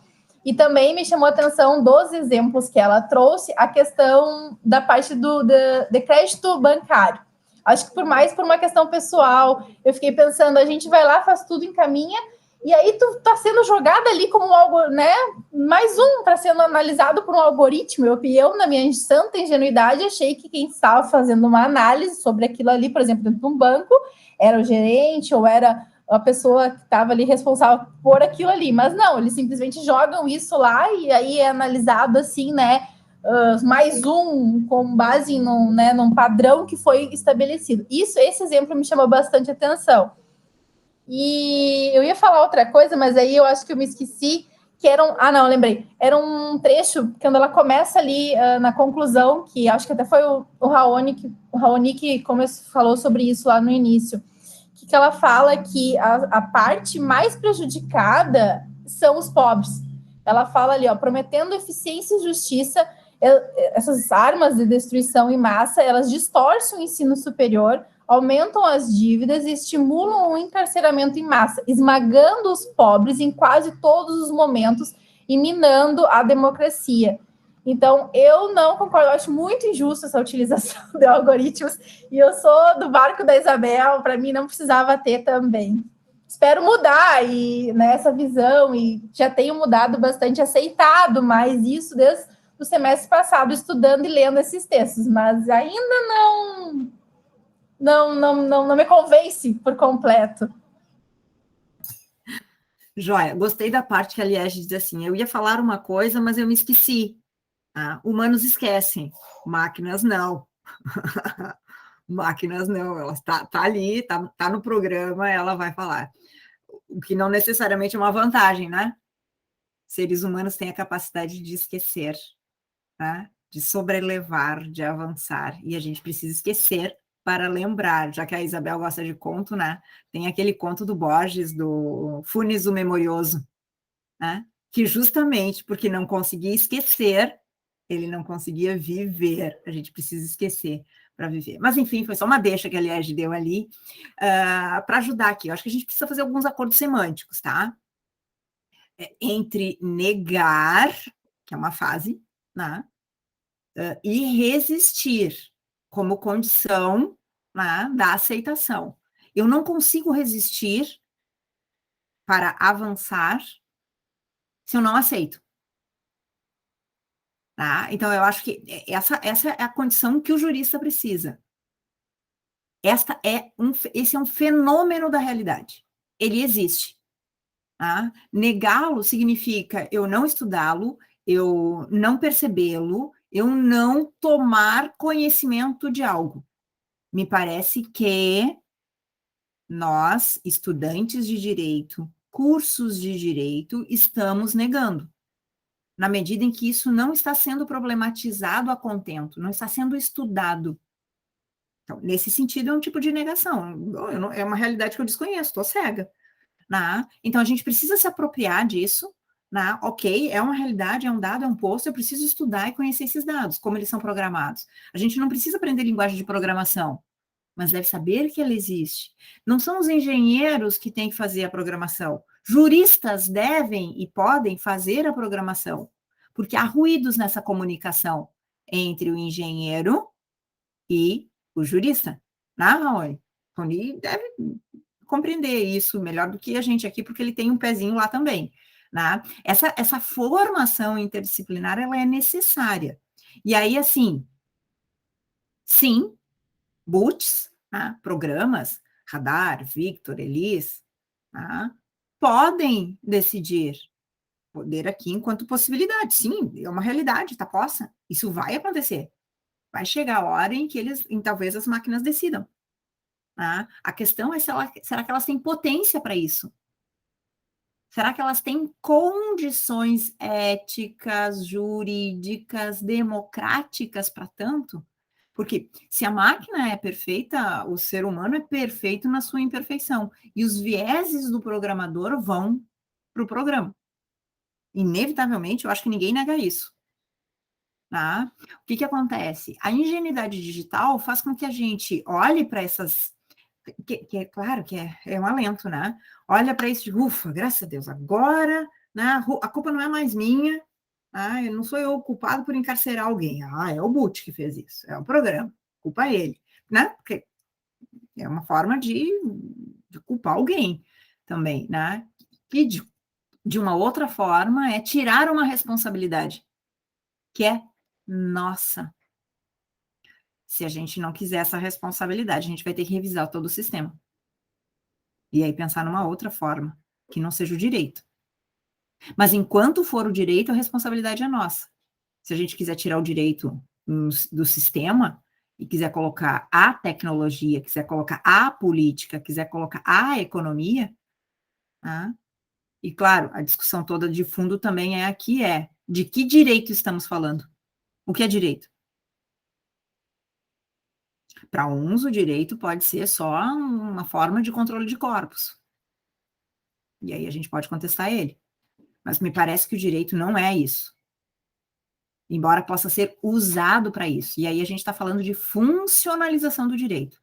Esse direito não me serve. Esse direito pode ser funcionalizado pela tecnologia. A tecnologia, a robótica, a cibernética é um instrumento que pode ser utilizado para controle de corpos, controle de dados. O direito não deve ser funcionalizado. Essa é uma tese do Castanheira Neves, né? Que vai falar justamente do problema da funcionalização do direito, porque daí ele vira um instrumento da política, da sociedade, da economia, da tecnologia, de qualquer outra coisa, e ele perde a sua autonomia. Enquanto um paradigma ético, enquanto plataforma civilizacional, enquanto, né, um sistema axiológico de uma determinada comunidade, de uma determinada sociedade, num determinado tempo histórico. Então, percebe que a gente vai... Alguém falou, eu anotei aqui e não acabei esquecendo de falar. Alguém falou aqui, não podemos ser radicais. Quem é que falou? A Carolina falou, não podemos, temos que ser radicais. Olha só, eu adoro essa coisa do jogo das palavras. Radical, pensa, radical tá onde? Aqui, né? Radical vem de raiz, da profundeza, né? Precisamos ser radicais. Não devemos ser extremados. A perspectiva extremada, extremista, ela nos leva de um ponto ao outro. De um ponto ao outro é quase linguagem binária, né? Aqui ou aqui, nos extremos. Em polos. A polarização, né? Radical é ao fundo, né? Então, a gente precisa radicalizar a nossa compreensão interdisciplinar nestas questões. Do contrário, não tem refundação da jurisdição, gente. Do contrário, a gente vai ficar reformando a jurisdição. Desculpa, Raoni, vai lá. Eu queria aproveitar tanto o que a Isabel como a Liege falaram, que primeiro a Isabel disse que o computador em si, como ele dependeria do indivíduo, né, ele não seria perfeito. Só uma questão importante, assim, quando eu me referi que o computador é perfeito, é porque ele, de fato, é perfeito no sentido que, mesmo que você escreva errado o código, mas o código se torne funcional, ele vai reproduzir aquele código eternamente, sempre daquela mesma forma, e ele nunca vai errar, mesmo os erros que você colocou. Então, o indivíduo, nós, seres humanos, somos falíveis. O computador é infalível. A não ser que uma peça dele entre em curto, o código em si, se for compreensível, se for de uma linguagem legível, mesmo que cheio de defeitos, mas defeitos nossos, continua sendo executado de forma perfeita. Por isso que o computador vai ser sempre perfeito. Já a Liege também disse ali que ela não consegue compreender que uma decisão seja feita que não seja para uma pessoa, que não seja analisado cada caso a caso, de forma individualizada. Eu não sei se a Liege advoga, mas eu tenho advogado nos últimos alguns anos, que eu não quero revelar quanto, para não revelar a minha idade, mas eu tenho advogado, e mesmo quando eu fui estagiário, eu nunca vi um caso efetivamente analisado a fundo. Quando o caso a não ser que seja algo assim muito fora da curva, ninguém pega aquele caso para analisar. Por mais que o despacho saia agora no sistema lá dizendo doutor fulano de tal, juiz de direito, deu um despacho, o despacho foi dado pelo assessor lá dentro do gabinete, com base num padrão de que sempre que acontecer aquilo ali, já decidido pelo juiz, vai ser dado aquele mesmo despacho padronizado. O que é o algoritmo hoje? É exatamente o que o juiz já fazia de forma manual. Ele delegava uma função para um assessor, e esse assessor, toda vez que visse aquilo lá, ia fazer exatamente daquela forma e ia dizer que a decisão tinha vindo da cabeça do juiz. O algoritmo simplesmente aumenta o tráfego disso. Então, se antes eu tinha um assessor, 5 assessores dentro do gabinete para dar a mesma sessão, para dar o mesmo despacho para aquele tipo de questão, agora eu tenho um computador que consegue dar bilhões de despachos para bilhões de questões que sejam exatamente iguais àquelas. E aí a gente volta exatamente no mesmo quesito lá da Isabel. O código errado, ou seja, se a interpretação do juiz, do magistrado, que ordenava o gabinete a tomar uma decisão fosse erroneamente interpretativa, se a visão dele sobre a matéria fosse equivocada, todos os despachos daquele gabinete iam sair equivocados, e todos aqueles despachos deveriam ser atacados pelo recurso cabível. Agora, a única diferença é que o despacho sai pela máquina, mas quem coloca a interpretação da máquina ainda assim é um ser humano. Então, se o despacho da máquina for errado, a culpa não é da máquina, a culpa é do ser humano. Assim como quando o despacho vinha no gabinete errado, a culpa não era do assessor. Claro que às vezes até poderia ser o assessor, mas a culpa não é do assessor propriamente dita. A culpa ainda é do juiz que deu uma interpretação errada para aquele tipo de situação e replicou aquilo dentro do próprio gabinete. O problema é que quando a gente lê algoritmo e a gente vê aprendizado de máquina e a gente vê coisa assim, a gente pensa que é um mundo horrível que as máquinas estão tomando conta da gente. Eu sempre brinco que eu caí no direito por um erro de percurso. Com 9 anos eu desmontava computadores. Meu primeiro computador foi um 386. Então você já pode ter uma noção da minha idade. Faz 23 anos que eu brinco com informática, mas eu fui para o direito. E eu não consigo trabalhar dissociado da tecnologia e do direito. E é uma coisa que eu sempre tive, e as pessoas que convivem comigo e trabalham comigo sempre disseram que eu sou um desesperado por privacidade, um desesperado por segurança e tudo mais. Mas há meios da gente se defender. Quando você usa um software, por exemplo, você tem que saber configurar o software. Não é simplesmente pegar um celular, ligar ele e sair fazendo exatamente tudo. Você tem que compreender o porquê que ele te faz aquelas perguntas. O seu computador, você tem inúmeras possibilidades. Você pode usar um macOS, você pode usar um Windows, você pode usar Linux. As pessoas, normalmente, elas optam pelo Windows porque ele é de grande saída no mercado. Todo mundo sabe usar o Windows. Mas por que não utilizar uma distribuição Linux, onde o código-fonte é aberto e uma comunidade enorme consegue saber se aquele código está te rastreando ou não? Né? Então a gente tem desafios. Por exemplo, 99% do pessoal na sala deve usar o Google Chrome como navegador padrão. Por quê? Porque ele é mais fácil de usar, porque ele baixa ali no Google e tudo mais. Não, Liege, tu usa qual? A mais gráfica, eu uso a Raposa. Mas eu uso a Raposa e uso multiplataforma, porque eu normalmente trabalho num computador com macOS e trabalho num outro desktop que eu uso Linux.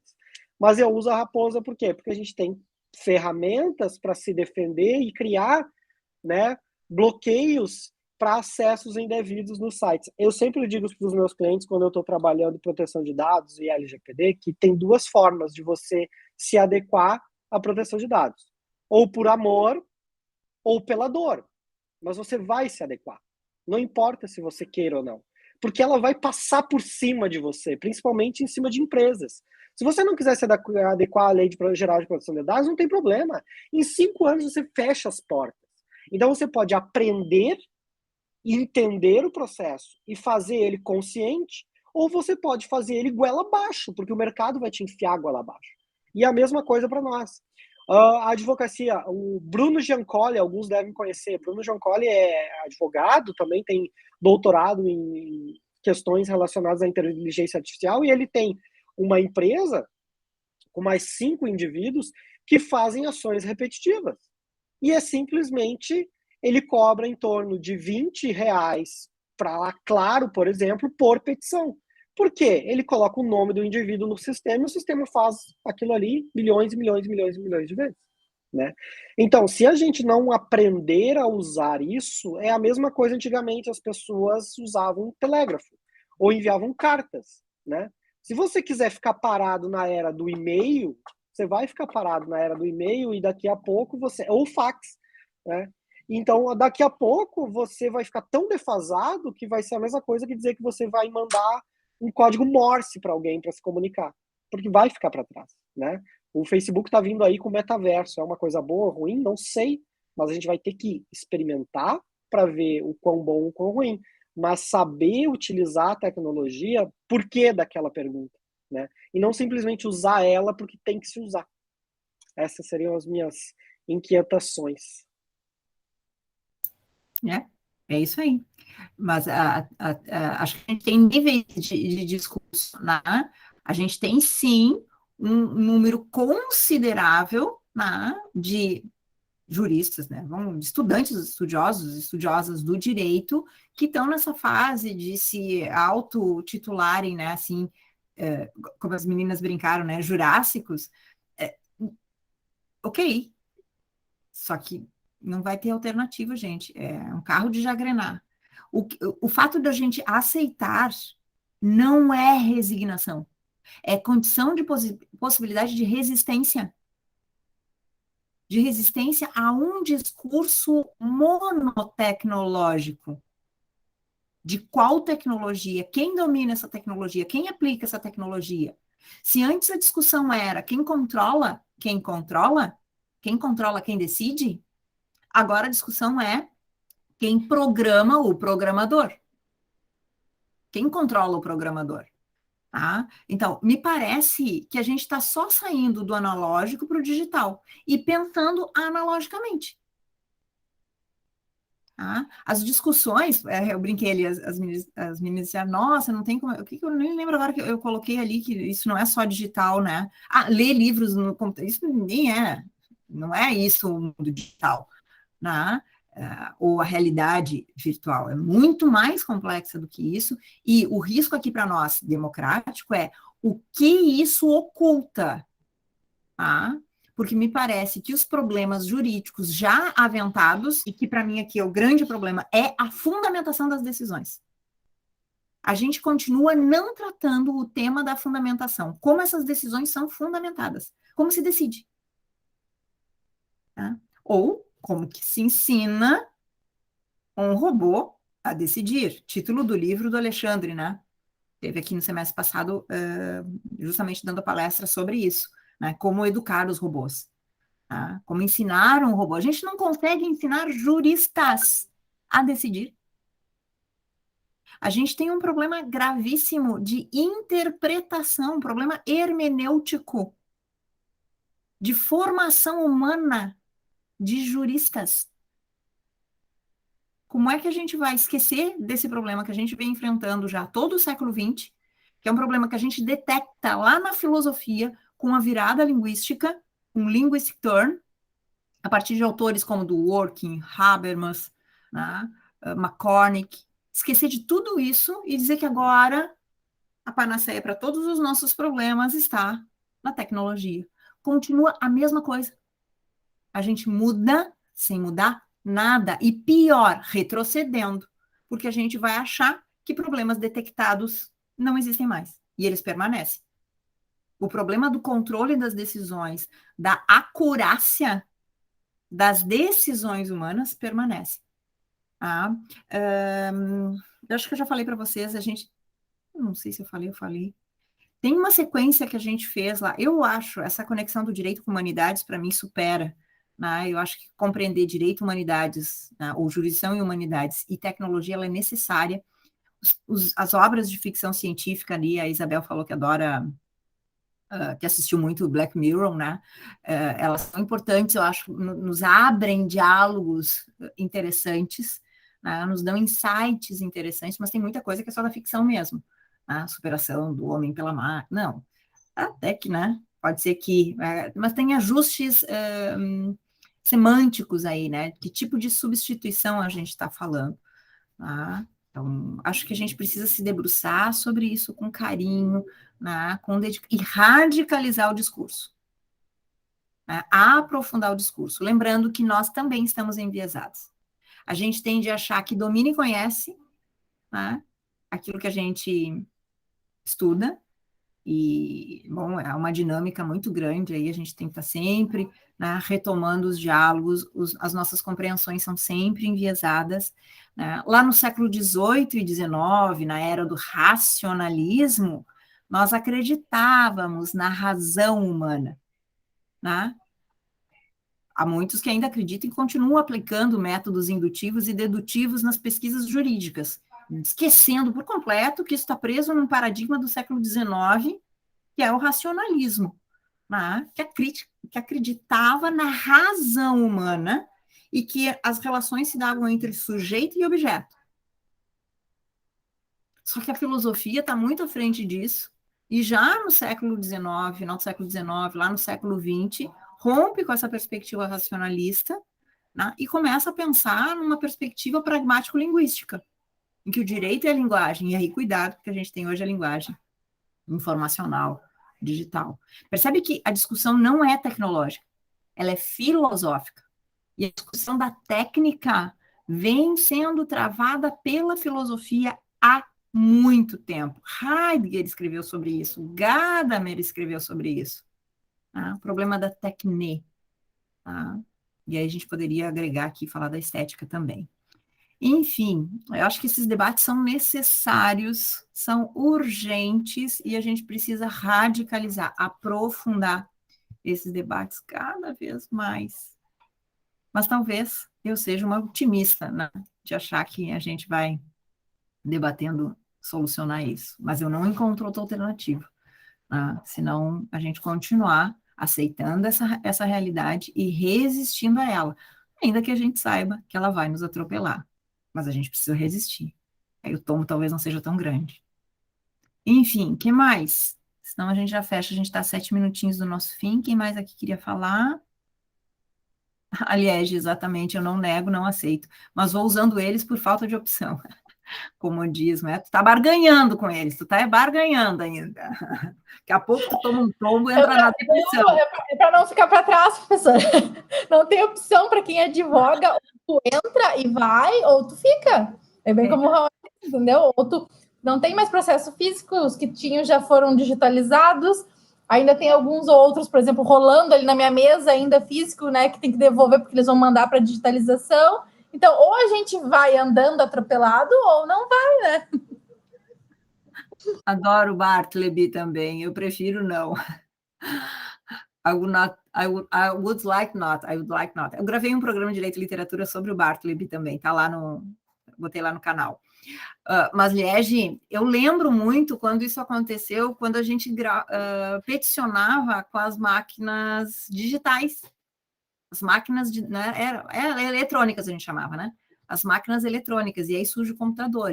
E na época, eu lembro de ver no fórum ainda, né, advogados que peticionavam manuscritamente, tá? Porque ainda não tinham usado as máquinas de datilografias manuais, e nós já tínhamos as máquinas de datilografias eletrônicas, e aí surgem na sequência os computadores, e isso descartou muitos advogados mesmo.